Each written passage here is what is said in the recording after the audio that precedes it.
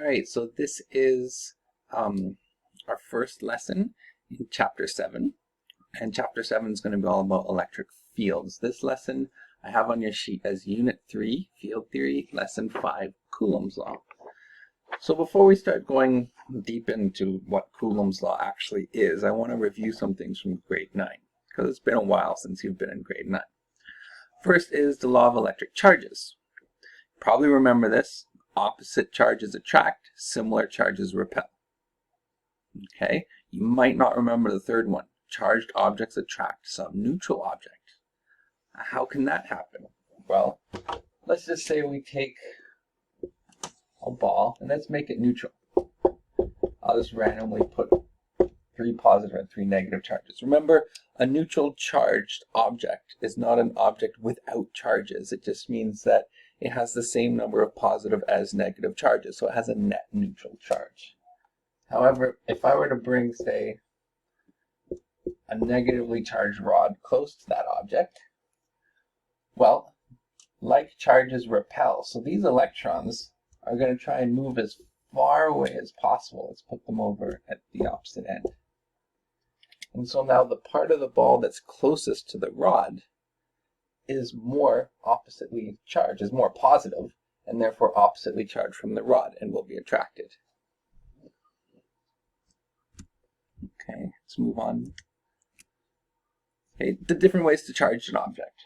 One is by friction. Again, this one most students remember, right? When you're charging objects using friction, you can have electrons move. The negative charges move. Remember, it's always the negative charges that move, because we know that the positive charges are in the actual nucleus and they're not jumping back and forth between objects. Charging by contact, so when you actually touch something, and charging by induction. So that's the one usually most students forget, charging by induction. Let's go back to this example. We had all these charges run away to the far end. Then they can't go anywhere. However, if I were to attach that to ground and let them go somewhere, they will, and they will head over to ground. Then I simply remove the ground, and then I can remove the charged object. And without even touching it, that object is now charged. That's charging by induction. All right, and this is also very, very important, conservation of charge. In physics, we love our conservation laws. And this one says electric charge can neither be created nor destroyed. Okay, so you can't just pop charge out of nowhere or destroy it either. So that's it for grade 9. Now in grade 9, we would take objects and have them attract or repel. In grade 12, we want to actually calculate the magnitude of that force, whether it be attraction or repulsion. And to do that, we're going to use Coulomb's law. So Coulomb used a torsion balance, very similar to Cavendish and how Cavendish determined the universal gravitational constant. And he found also that there's an inverse square relationship, just like universal gravitation. He also found that it's directly proportional to the charges on the two objects. We're going to label small q as being charge. That'll be our variable for charge. Okay, so there's our proportionality. And when we create an equation, we need a proportionality constant, which we're going to label as k. We're going to call it Coulomb's constant and give it a value of 9 times 10 to the 9. And then, of course, wonderful proportionality constant units. Newtons meters squared per Coulomb squared. What are the units of Coulomb? Those are the units of charge. So charge is measured in coulombs. Okay, and probably not used to what a Coulomb is. It's easy if I say, imagine in your mind 10 meters. You can probably imagine about what the length of 10 meters is. But if I were to say, imagine in your mind 10 coulombs, you probably wouldn't understand how much charge that would be. So let's just go over a couple of examples to give you an idea. So one example is, of course, as kids, you put on your socks, you go up to a carpet, you rub your feet on the carpet, and then you go over and shock someone. How much static electricity was in that shock? Typically a few microcoulombs. And we're going to be using microcoulombs a lot in this unit. So 1 microcoulomb, that's the symbol for micro. It's mu. We've used it before as coefficient of friction, but now we're using it not as a variable, but as a unit. Okay, so microcoulombs. That's the same as 10 to the power of minus 6 coulombs.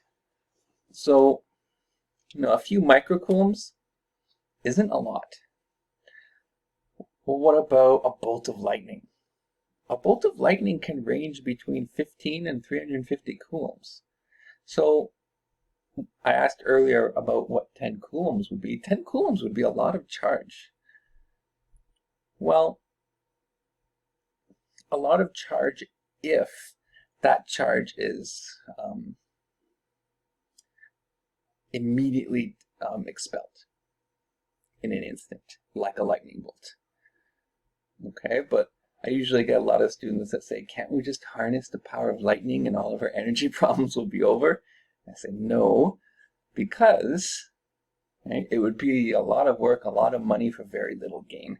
If you take a single AA battery and you were to take it from full charged all the way to discharging it, you would have 5,000 coulombs in one battery. Okay, and it's shocking to hear that. I mean, it's like, that's way more than a lightning bolt. Yes, but remember, a lightning bolt discharges all at once. Hopefully a AA battery doesn't do that, and it can't. It has to convert it. It's stored as chemical energy, right? And that chemical energy needs to be converted into electrical energy. And that takes time. Okay, so let's apply our first example. Let's apply Coulomb's law to our first example. And I've told you before, when we did universal gravitation, I like proportionalities. When you look at an equation, to know how one thing will change with another. So in this question, it says the electrostatic force between two small objects is 5 times 10 to the minus 5 newtons. What effect would each of the following changes have on the magnitude of this force considered separately? So let's just look at A by itself. What would happen to that force if the distance between the charges is doubled? Now remember our proportionality. The force is directly proportional to the charges and inversely proportional to the square of the distance between the objects. So if the distance is doubled, well, doubled squared is 4, but since it's inversely proportional, that's a quarter. So it's actually going to decrease by a factor of 4. All right, well, what would happen to that object? Oh, the answer popped up. What would happen to the object if one charge is tripled while the other charge is halved? Well, you can just do 3 times a half, which is 3 halves, or we have an increase in force by a factor of 1.5, or 3 halves. All right. Next question. What is the force of repulsion between two small spheres 1 meter apart if each has a charge of 1 times 10 to the minus 12 coulombs? You can see and you can try it out for yourself. You just plug and play this question. It's not too hard. K Q1 Q2 over R squared. K is 9 times 10 to the 9. Each has a charge of 1 times 10 to the 12, so I'll just do 1 times 10 to the minus 12, and I'll just square that since they're the same. Divided by their distance, R squared, which is, well, 1 squared, which is just 1. And if you were to do that, let's do it. So 9 times 10 to the 9, 1 times 10 to the minus 12 squared. It's not a lot. 9 times 10 to the minus 15 newtons. So that's not a lot of force, which is why you're probably not going to see, depending on the mass of those spheres, you're probably not going to see them fly away from each other,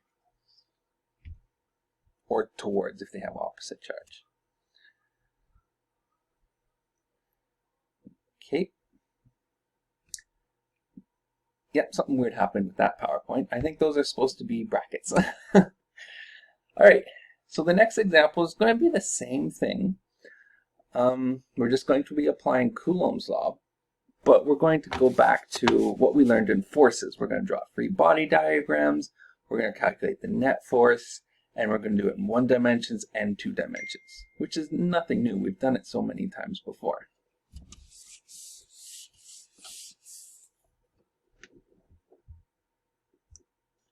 We have 2 spheres, A and B. They're fixed in position. They're not going to move, no matter what force is acting on them. And they have these charges, one positive, the other negative, respectively. We're going to find the net force on C, placed in those positions on the diagram shown. And C also has a charge. All right, so the diagram is there, but let me just draw it out again. I'm going to make this bigger so you can see what I'm... And the diagram's on your handout too, so you can follow that. So here we have A, which is positive, B over here, which is negative, and C, which is positive. Okay, now I'm going to draw a free body diagram for C. So what forces are acting on C? We're not going to look at gravity because gravity is such a weak force compared to the electromagnetic force. So let's just look at the electromagnetic forces. So we have a repulsion force from A because they have like charges, and an attraction force from B because they have similar charges. All right, so what direction are these forces? Well, if A is causing a repulsive force, it's pushing C in that direction. So I'm going to write the force from A going in this direction. And if B is attracting it, it's going to pull it in this direction. So I'm going to write in this direction we have the force from B. So there's our free body diagram. So at this point, we're going to, well, you can put in a coordinate system. I'm going to choose the left as being positive. Doesn't matter, you can choose right, left. We're not going to have a vertical component until the next question, but I just drew it there anyways. And then what we need to do is use Coulomb's law to calculate each force, add them together, and you have net force. So it's really no different from what we've been doing before, except for the fact that we're using Coulomb's law to determine what those forces actually are. So our net force will simply be, according to my coordinate system, the force that B exerts on C subtracted by the force that A exerts on C. And then we'll write Coulomb's law. We'll have K, QB, QC over the distance between RBC squared, subtract by K, QA, and QC over the distance between A and C squared. Now when you're plugging in your values, okay, I know B is negative, but here's a tip. Never, ever, ever throw in that negative into your equation. One charge by itself, whether it's negative or positive, does not determine direction of a vector. Charge itself is not a vector. Charge is a scalar quantity. Okay, so if you were to take that negative and throw it into this equation, you're going to mess up your direction for your force. All of a sudden, you're going to say that FB is negative, and according to your coordinate system, FB is to the right now. Okay, so when you plug things into Coulomb law, keep your charges as just magnitudes. Okay, don't throw in negatives. You need to determine the direction of that vector, just how we did before, by determining whether or not it's an attractive force or a repulsive force, and based on the position of those two charges, in which direction is it being pushed or pulled. Okay, so when you plug in all of these, I'm running out of space, so try it yourself. I'll write the answer. You should get 1.2 newtons. Okay. Actually, you get 1.2 newtons to the right. So I chose a coordinate system as negative, which is fine. I'll just put L for left, which is the same as 1.2 newtons right. All right, so make sure you try that yourself. put in all of your values. Again, it's a lot of big numbers to put, or actually big and small numbers to put in on your calculator. So make sure you are able to do that. And then we're going to move on to the next question. Oh, if you want to see full solution with numbers, you can check it in my PowerPoint, which is available on your Google site.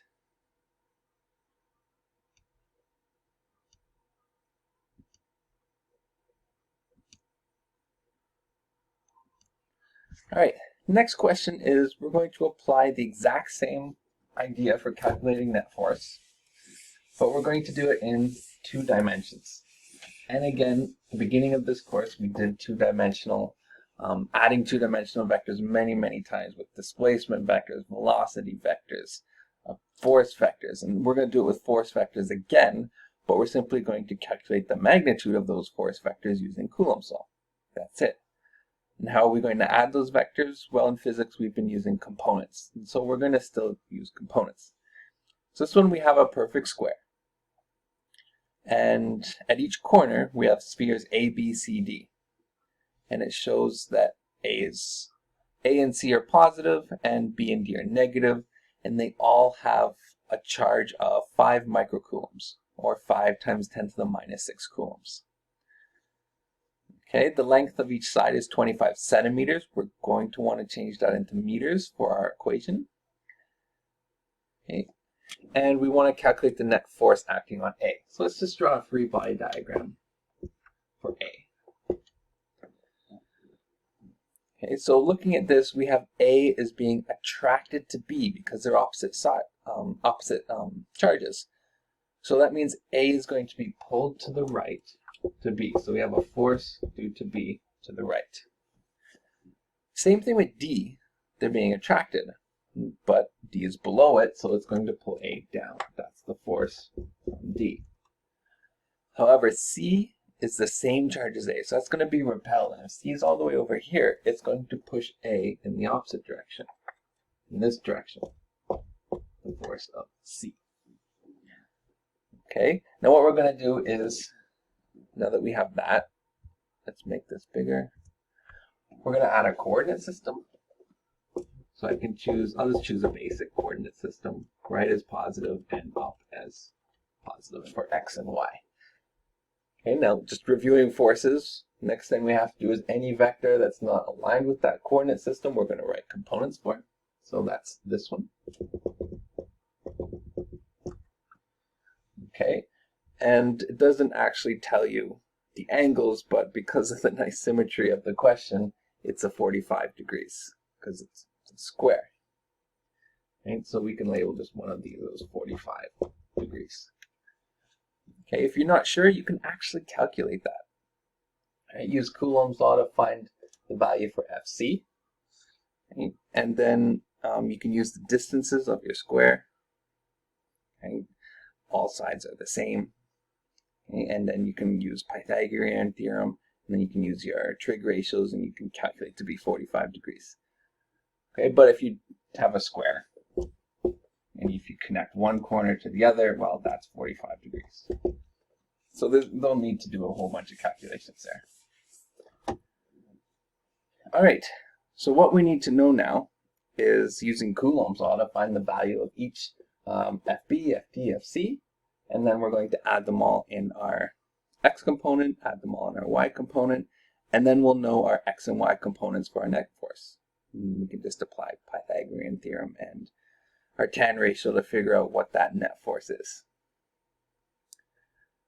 Okay, so let's get started. We'll find our net force in X first. Now due to my diagram, I'll call this FCX. This is positive, so that's going to be FB minus FC in X. Okay, so FB is just K QB QA over R A B squared, which remember is 0.25 meters, not 25 centimeters. Make sure it's in SI units. Minus FC, but it's x component, right? Remember, FCx would be FC times the cos of 45 degrees. Or if you prefer sine of 45 degrees, it actually doesn't matter. They're the same. You can even just write 1 over root 2 or root 2 over 2, whichever you prefer. I'll just do 1 over root 2. It's easier. Times by k QC QA over the distance between RAC squared. Everything you know there except for RAC. If we go back and draw our diagram, this is 0.25, this is 0.25 meters, this is A, and this is C. You don't know that distance, but we can easily calculate it. It's a right angle triangle where both sides are 0.25 meters. So this distance, RAC, using Pythagorean theorem, is just 0.25 squared plus 0.25 squared, and take the square root of all that, which would be 0.35.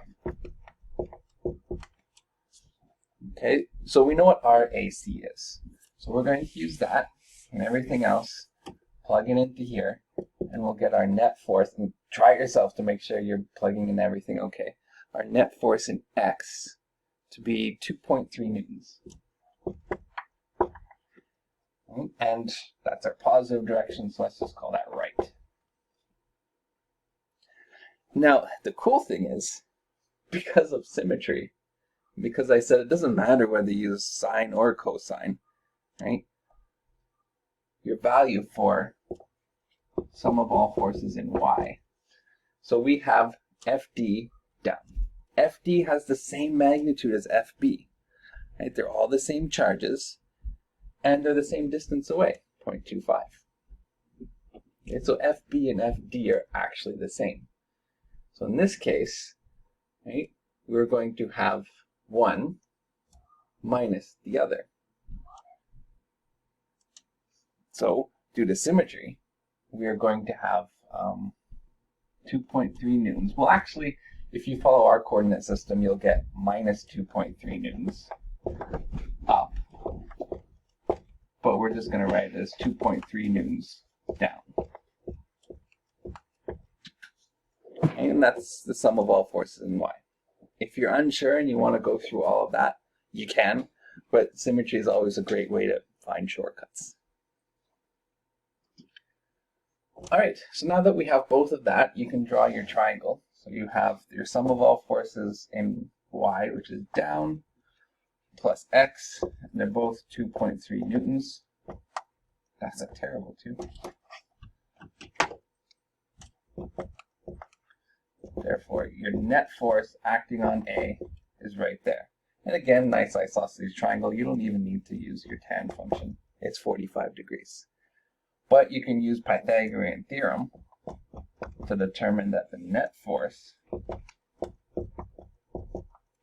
acting on A has a value of 3.3 newtons. And we can say down 45 degrees right. Okay, so that's it for that lesson. And tomorrow we'll be doing electric fields.